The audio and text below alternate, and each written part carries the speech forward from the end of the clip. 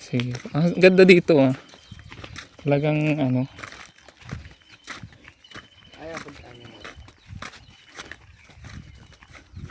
Ito tayo.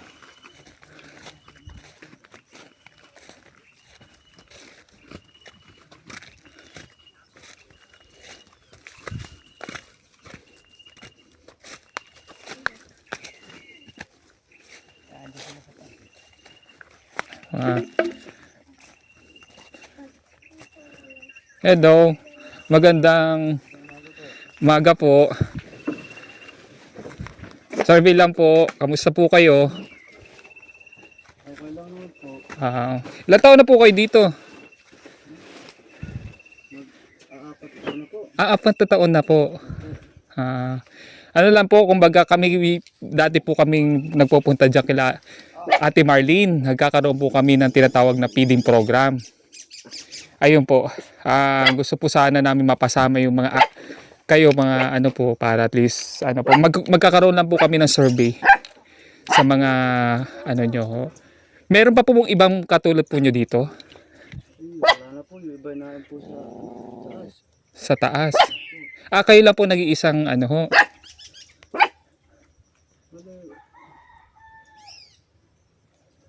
Isa lang po kami lang pong nandito eh. Wala na po dito. Wala na po sa iba. Malayo na po yung iba. Malayo na po dito kung ano.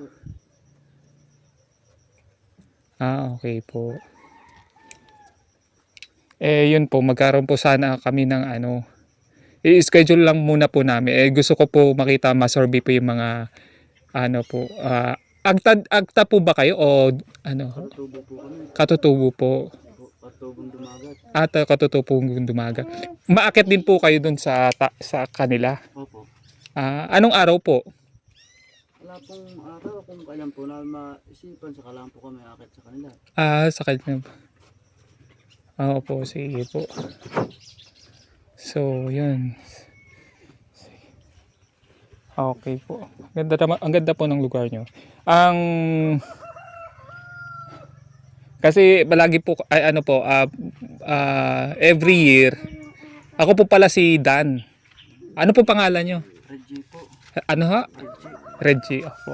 Kuya Reggie, every year meron kaming ginagawang ano, feeding program sa mga ano po, mga bata. Mga kilala po namin kila Ate Marlene, yung mga ano nila, mga kabarangay po nila dyan. Ayun po, priority po namin kayo. Kamusta naman po ang araw-araw nyong ano?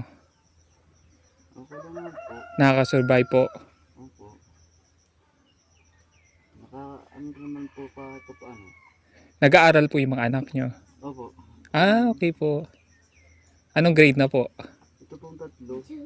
Daycare. Pareho pong daycare. Opo. Opo. Hello, anong pangalan nyo? Ito po ang tahanan ng ating mga kababayang dumagat po, katutubong dumagat. Katutubong dumagat. Opo. Ayan. So hindi lang po sa sa ngayon po, survey lang po muna kami ha. Opo. Opo. Wala na palang ibang mga Malayo na po yung iba. Hindi po abot na sa kanya yung tahanan. hindi po naabot ng sasakyan kahit motor. Opo. Wala po gantong tag-ulan na. Harap na daan. Okay po. Iisa lang po pala kayo dito. Opo. Mukhang si Bunso, mukhang ano po ang kamusta yung Tulog po. tulog po. Tulog po. Okay po. 4 na taon na po pala sila dito. Okay. Sana bumaba sila pagka sa tingin niyo po, ilang pamilya sila doon? Marami ho. Marami. Halimbawa po, kumbaga kung sa susunod na punta ko po dito, pwede nyo po ako samahan sa kanila sa susunod po. Sa malayo ho. Depende sa inyo kung Kakayanin. Kaya ng lakad. Pwede naman po kasi ako po tawag dito, Yung mahilig po ako sa mga Na mountain mountaineer po. Pwede po. So, ma-experience po makita at makilala sila. Saka yung kung anong ginagawa nila. Kung ano, kumbaga masabihan po sila ng ano, bumababa naman po sila dito. Opo. Sa tingin niyo po, ilang oras po nilalakad yun? Kung mahina lang ho lumakad, baka ako umalis dito ng alas 8. Dadating doon ay mga alas 2, alas 3. Oh, ang layo. Alas 8, alas 3, alas 8, 9, 8, 9, 10, 11, 12. 1, 2, 3, 8 hours? Ay, hindi rin po kaya ng ano yun, ng motor talaga, ng pagka maputik. Hindi po kaya talaga ng motor. Pag Pero kung ano naman ho, kung kahit naman ho ganito, tapos doon naman ho sa kalsada dadaan, mga alas 7 alis dito hanggang maabot nun sa sasakyan, na doon iwanan ng sasakyan. Buhat dun sa naabot ng sasakyan, may simento. Siguro mga 7 oras o 6. Ah, okay po, 7 oras. 6 na oras. Okay po. Kasi meron dun daan na pinag-iwanan ng motor kung hindi na kaya ng motor. Ah, meron pong pinag-iiwanan. I-park na lang po. Sige po. So may mga kasamahan po namin. Malaman po nila yung ano. Hindi lang po ako malaman po nila. Kamusta naman po ang araw-araw niyong pamumuhay dito? Ayos lang po. Nakaka-survive naman po. Okay po. Kaano po? Dito na rin, ewan ko lang po kung ano yung kalooban niya. At kung ano po yung pwede nilang gawin na ano. Po. Nandun nga ho kami sa ilog nung isang araw. Umakyat kami dito dahil papasok na itong mga bata. Ngayon naman, papasok na ako itong mga bata. May pasok po sila ngayon. Diyan sa Lunes po, papasok na sila. Kamusta po ang ano nila? May kulang ho sa kanila, hindi ko na anuhan dahil tapos din ho Ano po ang kulang sa kanila? Chinelas pa. Tsinelas at saka school supply. Ayan po, ayan. Yung iba naman uniform. Uniform po.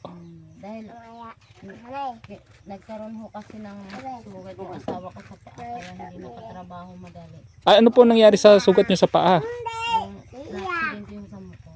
Na-accident? Bakit ano po nangyari? Bumantilong ho ng 2 days yung motor. Naidin ho yung gamit sa simento. Nabalakan yung dito. Di kamusta na po yung paa niyo? SS yung motor. Po. Kaya nung kami bakit dito, iniisip ko kung saan kami kukuha ng pang gamit nila sa school. Nagkawala dito yung aming mga gamit. Bakit ho? Iwan. Siguro yung pagtripan.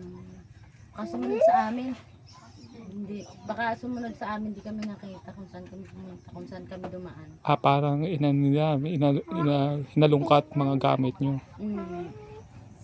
Kasi yung ano, lunchbox nga na sa kong bata, ayan o, biak. Oo nga, no? Wawa naman. Anong pangalan mo? Anong pangalan mo, ate? Ano daw pangalan mo, Biso? Hindi na sabihin. Ano po ang kailangan po nila dito? Sabihin nyo po. Ano po yung mga pangangailangan na kailangan nila ho? Yung pong uniform, tapos chinelas at school supplies. Chinelas at school supplies. Chinelas, school supplies, and uniform. So, yan. Sige po. Ayan natin. Kasi ang papasok ko po ay 2 tray. Isang 2, isang 1. Tapos 3 daycare. 3 daycare. Ilan po anak nyo? 7. Ano po? 5. 5. Opo. Tapos yung 2 po, anak ko nung anak kong panganay, wala po dito yung anak ko. Yung 2 lang po ako po. Okay po. May apo na po kayo. Ilan taon na ho kayo? 37 po. 37. Okay po. Ito no. So, yun. Kailangan, so ang pito po ang kailangan po ng tsinelas. Yung pito na po yun. Pito. Pito. Kailangan ng tsinelas. Kuyod ta, gabula si abiyang na. Ang kaneli pa na napakapiya, tayo sula mo na kaya ipakita mo yan, abiyang na. Tulog na na iwi na patpat eh. Layo ka din na. So ayan po, kailangan po talaga nila ng mga batang ito ay papasok na sa eskwela. So kailangan nila ng mga gamit. Yan. So, dito po ang ganda ng lugar dito. Ayun, siguro yung sinasabi natin, Merlin. Ako po yun. Kaso busy lang po kami dahil ano po ngayon ang dami pong pinagkaabalahan. Pero ulit po kami nag-uusap na babalikan po namin. Hindi naman po mawawala yun ang po namin. Kasi siya sa akin ng isang araw. Unang kahapon. Na nga lang ako yung suyo na lang, hindi ko na binayaran pag-chismis. Para matalaman sa anak. Nasaan po anak niyo? Layo po. Doon sa may DRT? Ay dito sa may Ay wala po dito. Wala po dito. Anay po, Rizal. Rizal. Ano pong ginawa doon? Hindi po kasi siya nakapag-asawa. Babae po. Yung nanay. Opo. Tawag po dito, doon nakapag-asawa, pas iniwan po niya yung anak niya dito. Anak ko niya to sa ano ng asawa. Okay po. Ilang taon na po ang anak niyo doon sa yung panganay po? Dalawang taon na ho. Yung panganay ng talaga. Ay, 26. 26 din ngayon. 26. 6 pala. Po, 26. 2006. Okay. Tapos, ngayon ay 2026.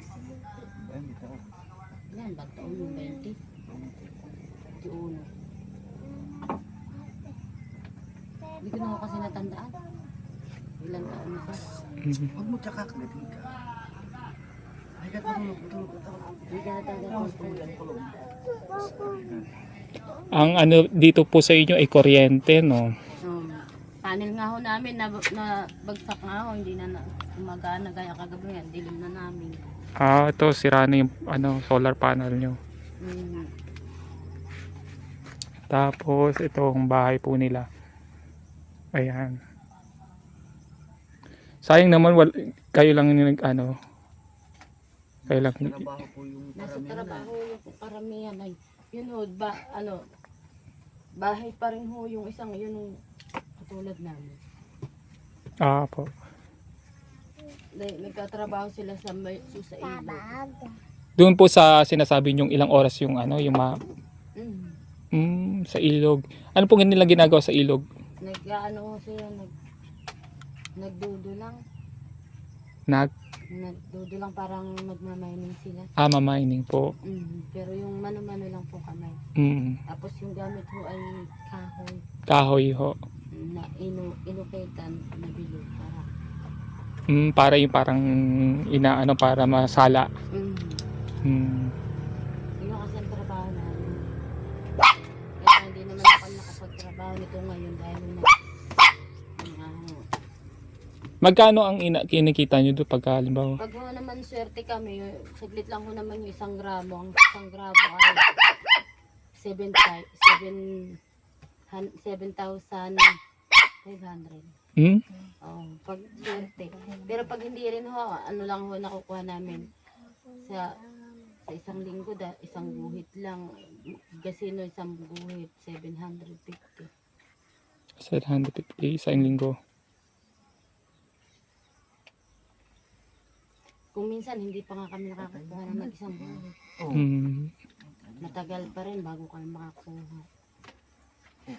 Pero kung swerte naman, di naman sang ilan yung 1 gramo. Wala pa isang oras. Wala pa isang oras. Matulog ka na ba?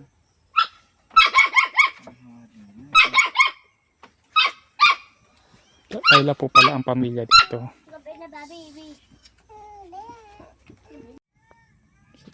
Ano po yung abulo? Ano yung isang ano?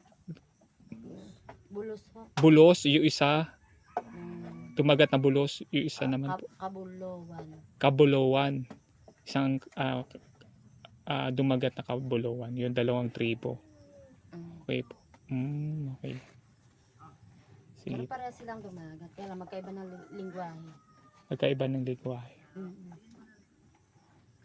Di ba yung sa mga gaya ng Batangginyo, tapos ang Tigatanay, magkaiba sila ng punto.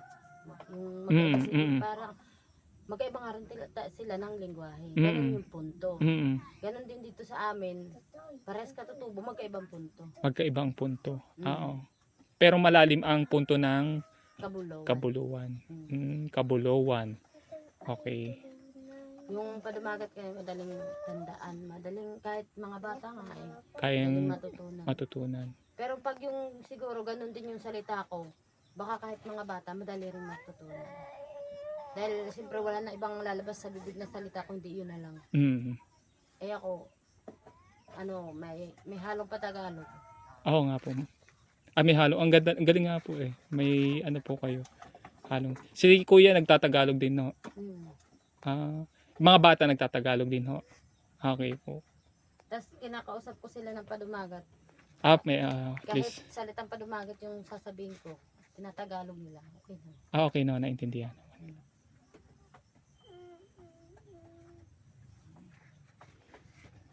Yung mga yung tatay nanay ko po kasi ano yan eh. Dito lang sila nagtagpo. Pero mga Visayas at saka Cebu ang aking mga magulang. Yung tatay ko Cebu, mama ko mga Bicol naman. Opo. Pero hindi ako natuto ng mga lengguwahe nila. Ano lang, Tagalog lang. Dito na po ako na ano. Pero okay po 'yun. Ako nga yung tatay ko rin naman, may lahi siyang Bicol. Tapos yung nanay ko, pure na dumagat. Natuto naman ako nung... May lahing Bicol. Natuto naman ako ng padumagat. Yung Bicol naman, hindi naman ako dinala ng nanay ko nung buhat nang matay yung tatay. Hindi naman ako matay. Bata pa rin naman ako, namatay na yung lolo ko. Lolo niya.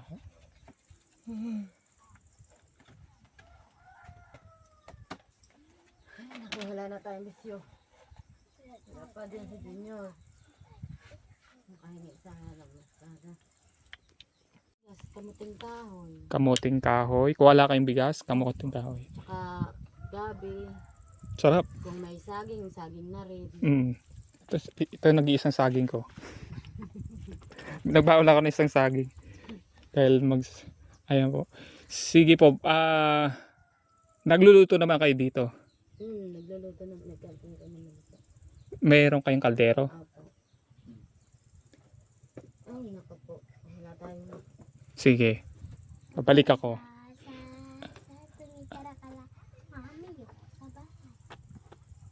Ano?